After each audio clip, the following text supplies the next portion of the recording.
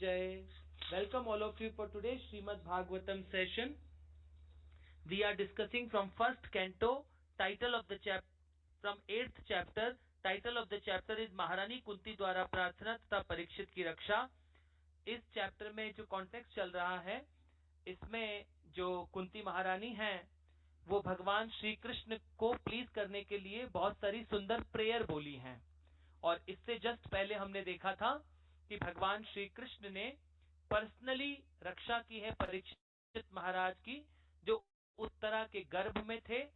परमात्मा रूप में भगवान ने स्वयं उत्तरा के गर्भ में से परीक्षित महाराज को पर्सनल प्रोटेक्शन दिया है, क्योंकि परीक्षित महाराज भगवान के प्योर भक्त हैं और वो इस यदु वंश के वो क्या है, लास्ट उत्तराधिकारी बचे हैं. इसलिए भगवान ने उनको पर्सनल प्रोटेक्शन दिया है ताकि ये जो यदु कुल है इसकी रक्षा हो सके और धर्म की संस्थापना हो सके. ये भगवान का प्लान है. इसके बाद की हमने देखा किस प्रकार जो कुंती महारानी भगवान की भुआ का रोल प्ले कर रहे हैं. तो हमने कल श्लोक नंबर 43 तक देखा था, जो कुंती महारानी की प्रेयर्स का लास्ट श्लोक था. बहुत सुंदर था. उसमें वो बोल रही हैं कुंती महारानी भगवान से, हे कृष्ण, हे अर्जुन के मित्र, हे वृष्णि कुल के प्रमुख, आप उन समस्त राजनीतिक पक्षों के विध्वंसक हैं जो इस धरा पर उपद्रव फैलाने वाले हैं. आपका शौर्य कभी क्षीण नहीं होता. आप दिव्य धाम के स्वामी हैं और आप गायों, ब्राह्मणों तथा भक्तों के कष्टों को दूर करने के लिए अवतरित होते हैं. आप में सारी योग शक्तियां हैं और आप समस्त विश्व के उपदेशक गुरु हैं. आप सर्वशक्तिमान ईश्वर हैं. आपको सादर प्रणाम करती हूँ. तो इस प्रकार जो कुंती महारानी हैं, उन्होंने भगवान को प्लीज करने के लिए भगवान का ग्लोरिफिकेशन इतनी सुंदर तरीके से किया है. और उन्होंने जितने भी वेदों का निचोड़ होता है, जितने भी वेद, पुराण, महापुराण, उपनिषद, सबका जो निचोड़ है वो क्या बता दिया कि भगवान आप हैं. जबकि भगवान क्या है, उनके भतीजे का रोल प्ले कर रहे हैं. और कुंती महारानी भगवान की प्योर डिवोटी हैं. तो ये पूरा यूनिवर्स क्या है, भगवान का अंश है, भगवान का पार्ट एंड पार्सल है. हर चीज भगवान को बिलोंग करती है इस पूरे यूनिवर्स में. और वो उस पूरे यूनिवर्स के क्रिएटर, पूरे यूनिवर्स के मालिक क्या है, कुंती महारानी के सामने खड़े हुए हैं. और वो कुंती महारानी को अच्छे से पता है कि हमारे बीच में कौन खड़े हुए हैं. तो ये जो भगवान के प्योर डिवोटी होते हैं, ये भगवान की पोजीशन को बहुत अच्छे से जानते हैं. और उसको वो कुंती महारानी क्या कर रही हैं, बहुत अच्छे से भगवान को प्रेस कर रही हैं. तो ये एक भक्त में एक आर्ट होती है, और वो आर्ट भी भगवान ही देते हैं. मगर जब भक्त में, वैसी भक्त में इच्छा होती है कि मैं भगवान को कैसे प्लीज कर सकूं, तो भगवान उसको ये आर्ट देते हैं. तो कुंती महारानी भगवान की प्योर डिवोटी हैं. और ये सब भक्त स्पिरिचुअल वर्ल्ड से इस धरती पर आते हैं भगवान की लीलाओं में पार्टिसिपेट करने के लिए. कोई भी ऑर्डिनरी आदमी भगवान की लीला में पार्टिसिपेट नहीं कर सकता. इवन दो इतने सारे, जितने भी ये सारे के सारे योद्धा कुरुक्षेत्र युद्ध में लड़ने के लिए आए थे, कहीं ना कहीं इन सब ने भगवान के सामने अपने शरीर को छोड़ा है. तो वो सब, भगवान इतने दयालु हैं, सब बैक टू गॉडेड चले जाते हैं. तो ये भगवान की स्पेशल कृपा है कि इस पूरा यूनिवर्स, ये सारी आत्माएं, ये भगवान की बहिरंग शक्ति, भगवान की अंतरंग शक्ति, योग माया, महामाया, सब कुछ भगवान को बिलोंग करता है. हम सब पार्ट एंड पार्सल हैं भगवान के. हम सब का संबंध भगवान के साथ है. बस अननेसेसरी हम जब इस भौतिक संसार के इस बहिरंग शक्ति के टच में आते हैं, ये हम महामाया के टच में आते हैं, तो क्या होते हैं, हम हमारी रियल पोटेंसी को भूल जाते हैं. और हम कुछ दिनों के लिए अपने आप को ये मिट्टी का शरीर समझ बैठते हैं. जैसे कि आज आपने पीले रंग का कुर्ता पहना हो, तो आप सोचेंगे कि मैं पीले रंग का कुर्ता हूं. तो हम वैसा समझ बैठे हैं हमारे इस भौतिक संसार में. तो कुंती महारानी भगवान की रियलिटी को इस श्रीमद् भागवतम में बता रही हैं. कुंती महारानी प्रेयर कर रही हैं. तो अब जब कुंती महारानी ने अपनी प्रेयर खत्म की है, तो अब देखिए भगवान क्या करेंगे. अब भगवान उसको किस प्रकार कुंती महारानी को क्योंकि अब भक्त ने इतनी सुंदर प्रेयर की है, तो अब सूत गोस्वामी क्या बोल रहे हैं, हम अगला श्लोक पढ़ते हैं, जो कि है श्लोक नंबर 44 पे आ जाइए। अब देखिए क्या बोल रहे हैं। सूत उवाचा प्रथेयत्थ फल पदये परिणूता खिलो दया नंद जहाय वैकुंठो मोहय निव मायया। सूत गोस्वामी ने कहा, इस प्रकार भगवान अपने महिमा गान के लिए चुने गए शब्दों में कुंती देवी के द्वारा की गई प्रार्थना सुनकर मंद मंद मुस्कुराए। यह मुस्कुराहट उनकी योग शक्ति के समान ही मोहक थी। तो जब भगवान के एक प्योर डिवोटी ने, कुंती महारानी ने भगवान के चरण से भी दर्शन नहीं किए थे, क्योंकि वो उस लज्जा को रखना चाहती थी कुंती महारानी, क्योंकि उम्र में अभी जो रिलेशन निभा रहे हैं, ये मटेरियल पॉइंट ऑफ व्यू से उम्र में कुंती महारानी उनकी भुआ हैं, भुआ ऑलमोस्ट हमारे माँ के बराबर होती है। तो उनको पता था कि भगवान मेरे सामने खड़े हैं, फिर भी भगवान तो भगवान है और भगवान का भक्त अपनी पोजीशन को अच्छे से जानता है। जीवेर स्वरूप होय नित्य कृष्ण दास, कि हम कृष्ण के नित्य दास हैं। ये भगवान के भक्त को इटरनली हर मूवमेंट पता होता है। तो कुंती महारानी को भी ये बहुत अच्छे से पता है। कुंती महारानी उम्र में उनके बड़ी हैं, उनके माँ के बराबर उम्र की हैं। तो कुंती महारानी ने उनके नेवल से दर्शन, मतलब चरणों के ऊपर से दर्शन करना प्रारंभ किया था। और इतनी सुंदर प्रेयर जब भगवान को उन्होंने सुनाई, इतने सुंदर शब्द चूज किए, जो हमने देखा कितना ग्लोरिफिकेशन किया कि आप मेरे आकर्षण को इस प्रकार बढ़ा दीजिए जिस प्रकार गंगा समुद्र की तरफ दौड़ी चली जाती है। और उन्होंने इतने सारे सुंदर एग्जाम्पल से भगवान की प्रार्थना की, और उन्होंने कहा कि आप हमें इतने सारे कष्टों में रखिए ताकि हम क्या कर सकें, आपको हमेशा याद कर सकें। भगवान, जब कष्ट होते हैं तो हम भगवान को याद कर पाते हैं। तो ये भगवान का एक प्योर भक्त प्रे करता है। जब इस तरह कुंती महारानी ने प्रे किया भगवान को, तो भगवान क्या हुए, मंद मंद मुस्कुराने लगे। भगवान को उन्होंने खुश कर दिया कुंती महारानी ने इस प्रेयर को कर कर। तो एक भक्त क्या करता है, जो भी सेवा करता है वो कैसे करता है, भगवान को खुश करने के लिए करता है। अगर आप भगवान को खुश कर लेंगे तो पूरा यूनिवर्स किसको बिलोंग करता है, भगवान को बिलोंग करता है। तो भगवत गीता में बोलते हैं, तो अगर कृष्णा खुश हो जाते हैं तो क्या हो जाती है, ये पूरी यूनिवर्स ऑटोमेटिक खुश हो जाएगा, ऑटोमेटिक। इसमें भगवत गीता में भी बोलते हैं, तस्मिन तुष्टे जगत तुष्टि। अगर कृष्ण खुश हो गए तो ये जगत ऑटोमेटिकली खुश हो जाएगा, संतुष्ट हो जाता है भगवान से।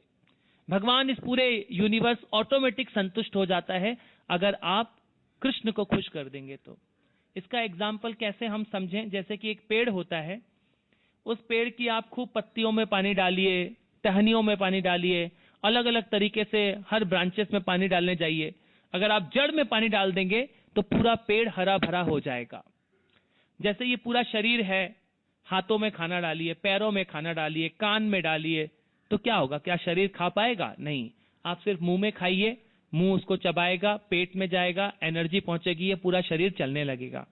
इसी तरह अगर हमारे जीवन में हम ये जो भगवान का प्रभुपाद ने, चैतन्य महाप्रभु ने हमें ये जो हरिनाम दिया है, अगर इस हरिनाम को आप भावपूर्वक, प्रेम पूर्वक, बहुत हृदय के साथ जब आप इसको जप करते हैं, सोलफुल जपा करते हैं आप, अभी आपका माइंड भी नहीं लग रहा है, फिर आप माइंडफुल जप करते हैं, फिर माइंडलेस से आप माइंडफुल पे आते हैं, फिर हार्टफुल पे आते हैं, और फिर सोलफुल मतलब आत्मा जप करने लग जाती है।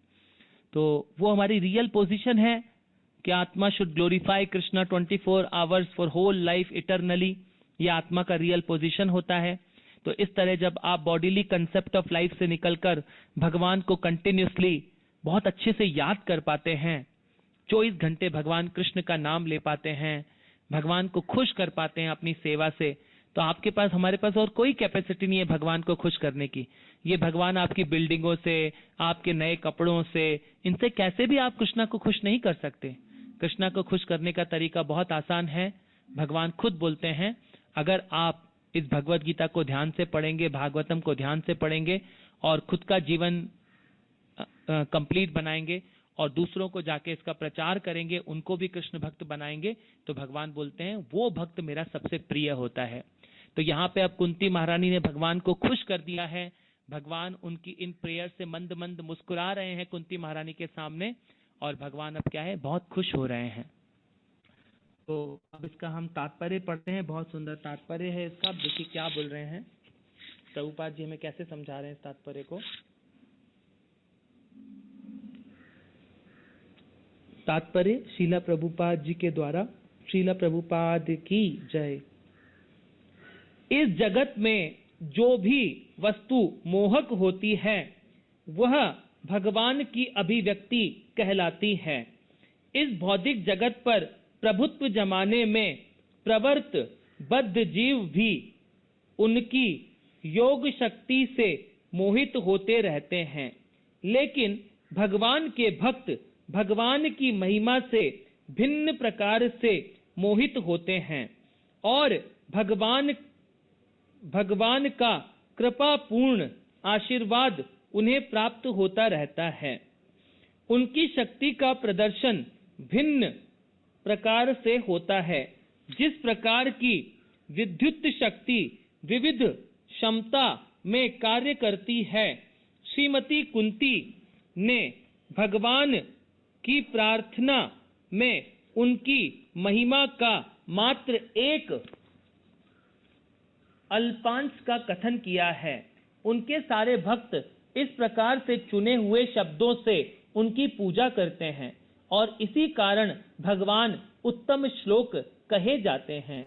यद्यपि भगवान की महिमा का वर्णन शब्दों से कितना ही क्यों न किया जाए, तथापि यह पर्याप्त नहीं है।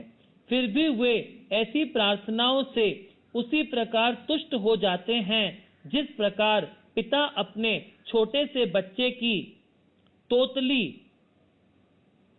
तोतली बोली से प्रसन्न हो जाता है। माया शब्द का प्रयोग भ्रम तथा कृपा दोनों अर्थों में होता है, लेकिन यहाँ पर यह शब्द कुंती देवी पर भगवान की कृपा के लिए व्यवहृत हुआ है। तो देखिए जो भगवान के भक्त होते हैं किस प्रकार यहाँ पे बोल रही हैं कि जिस प्रकार पिता अपने छोटे से बच्चों से तोतली बोली से प्रसन्न हो जाता है, उसी प्रकार हम तो भगवान के एक माइन्यूट अंश हैं।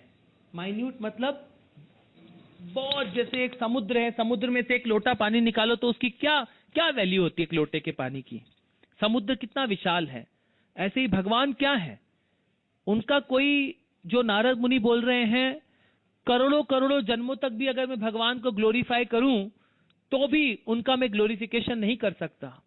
तो भगवान इतने महान, इतने ग्रेट हैं वो भगवान। और कुंती महारानी ने इस थोड़ी सी प्रेयर करके ही उनको क्या कर दिया है, खुश कर दिया है। तो ये जो सारी प्रेयर्स, ये तो क्या बता रहे हैं प्रभुपाद जी इस तात्पर्य के माध्यम से हमको, कि ये तो एक छोटा सा अल्पज्ञ, एक अंश जैसा है। मैं भगवान का ग्लोरिफिकेशन तो बहुत ग्रेट है। उनका ग्लोरिफिकेशन करते करते तो जो शेष नाग हैं, जिनके इतने सारे फन हैं, वो भी भगवान का ग्लोरिफिकेशन करते करते थक जाते हैं। तो भगवान का ग्लोरिफिकेशन इतना ग्रेट है।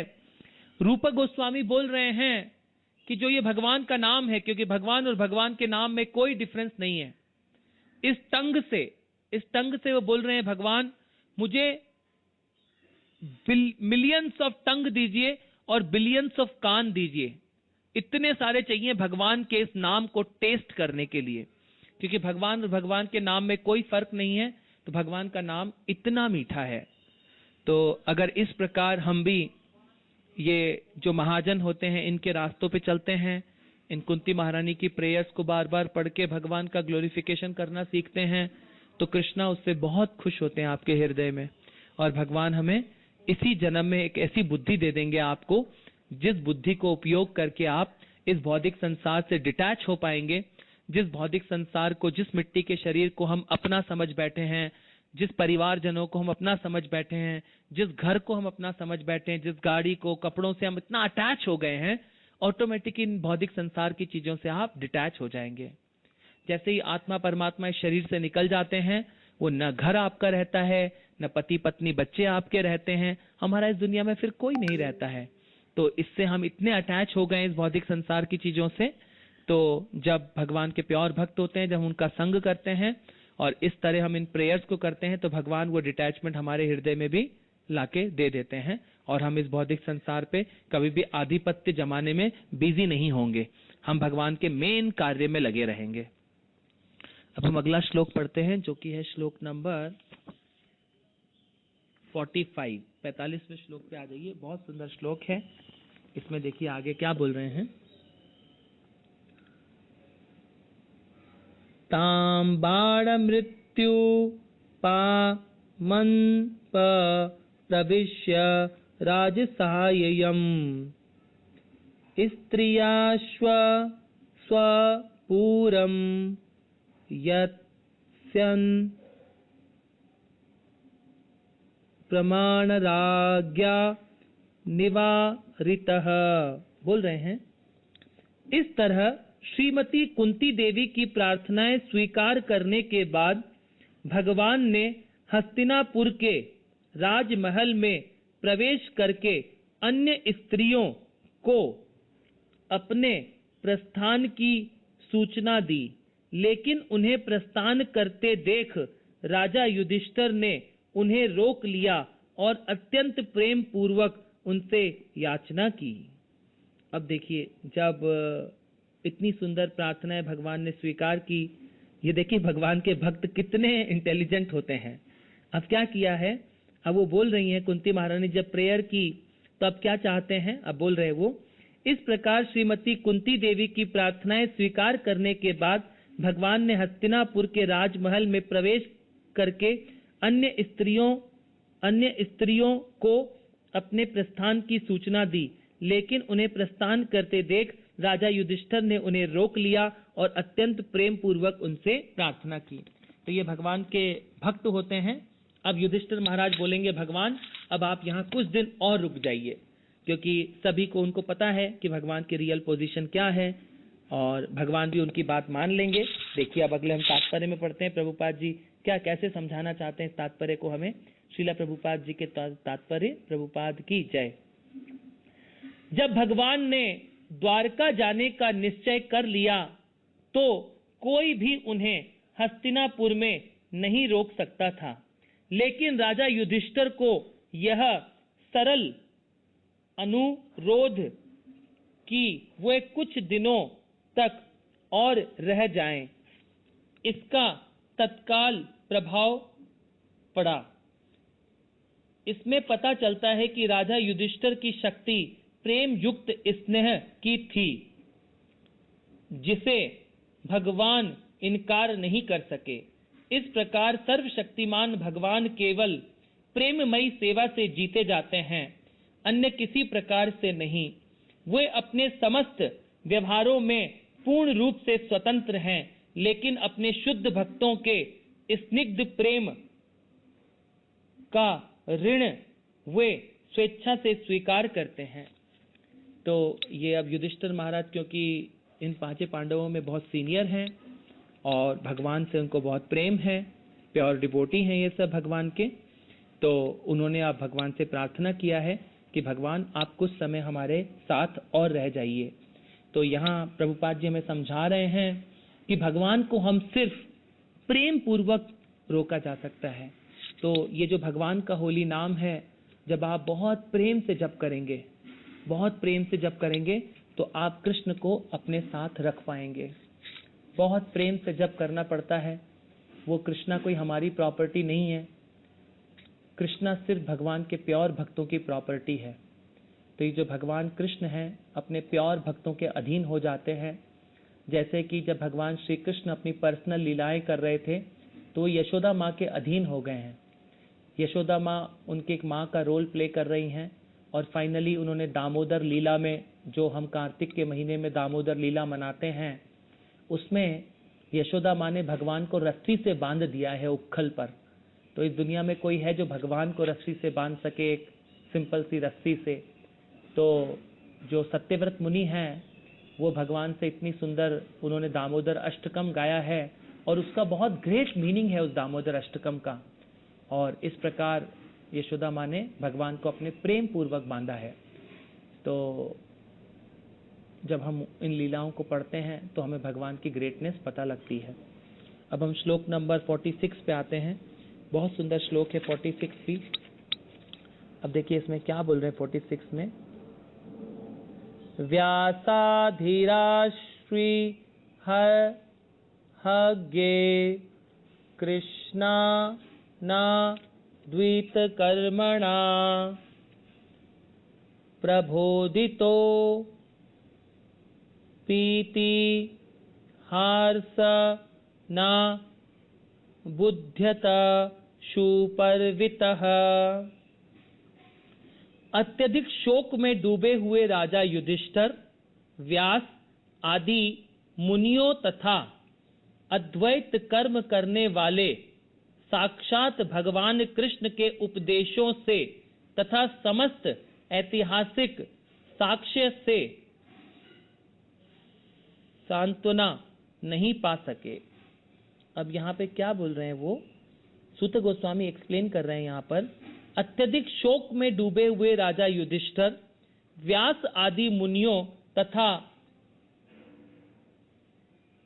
अद्भुत कर्म करने वाले साक्षात भगवान कृष्ण के उपदेशों से तथा समस्त ऐतिहासिक लक्ष्य से सांत्वना नहीं पा सके। तो जो युधिष्ठिर महाराज हैं उन्होंने क्या है, जितने भी ये सारी सेनाओं का वध कर दिया था सभी का, युधिष्ठिर महाराज अभी भी बहुत दुखी हैं उनके हृदय में। तो अब युधिष्ठिर महाराज इसको देखिए तात्पर्य कैसे समझाते हैं प्रभुपाद जी। अपने लिए के युद्ध में मनुष्यों के सामूहिक रक्तपात से पुण्यात्मा राजा युधिष्ठिर अत्यंत खिन्न थे।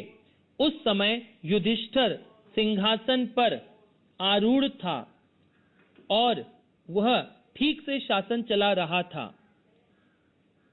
एक तरह से देखा जाए तो युद्ध करने की कोई आवश्यकता न थी, लेकिन न्याय के सिद्धांत की दृष्टि से युधिष्ठिर की सिंहासन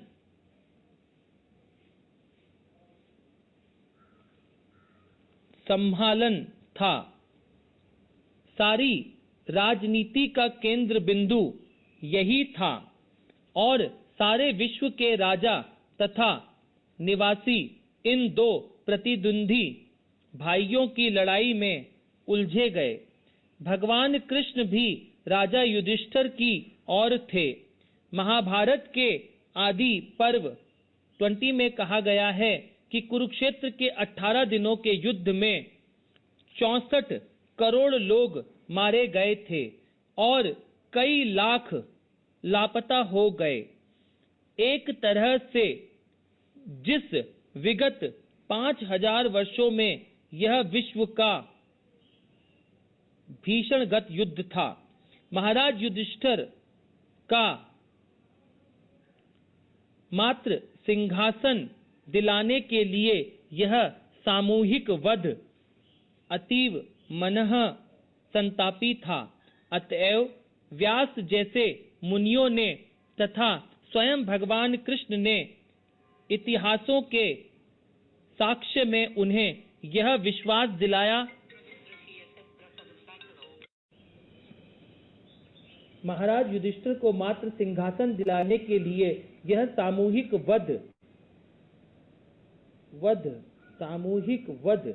अतीव मन संतापी था। अतएव व्यास जैसे मुनियों तथा स्वयं भगवान कृष्ण ने इतिहासों के साक्ष्य में उन्हें यह विश्वास दिलाना चाहा कि यह युद्ध न्याय संगत था, क्योंकि इसका कारण न्याय संगत था। लेकिन महाराज युधिष्ठिर संतुष्ट नहीं हुए। यद्यपि उस समय के महान पुरुषों ने उन्हें उपदेश दिया। यहाँ पर कृष्ण की अति मानवीय कर्म करने वाले गए हैं, लेकिन इस मामले में ने तो व्यास ने ही कृष्ण राजा युधिष्ठिर को सांत्वना दे पाए, तो क्या इसका अर्थ यह हुआ कि अति मानवीय कर्ता सिद्ध नहीं हो पाए? नहीं, ऐसा कतई नहीं है। इसकी विवेचना यह है कि भगवान ने ईश्वर के रूप में राजा युधिष्ठिर तथा व्यास दोनों के ही हृदय में स्थित होकर इसमें भी युधिष्ठिर अति मानवीय कार्य किया, क्योंकि भगवान को ऐसी इच्छा थी। राजा युधिष्ठिर के परमात्मा के रूप में उन्होंने राजा को व्यास तथा स्वयं एवं अन्यों के शब्दों से शाश्वत नहीं होने दिया, क्योंकि वे चाहते थे कि राजा मरणासन भीष्म देव से उपदेश ग्रहण करें, जो भगवान के एक और महान भक्त थे।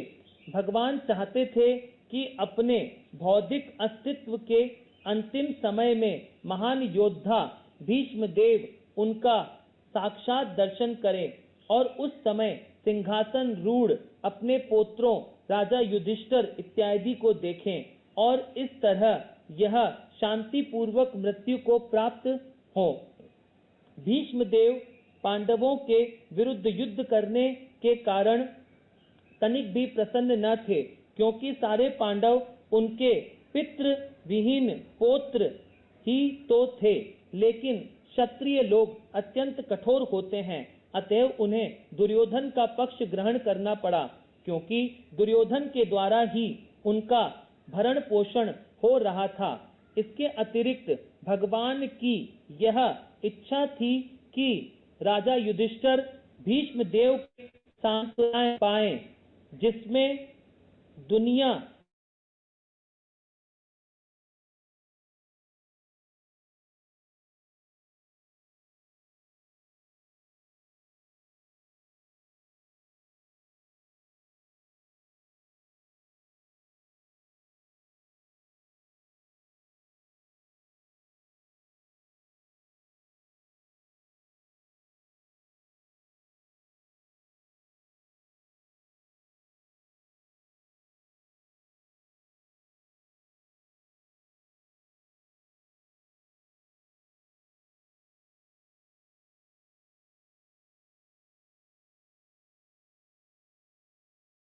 करने के लिए, और ये सब भगवान का प्लानिंग होता है।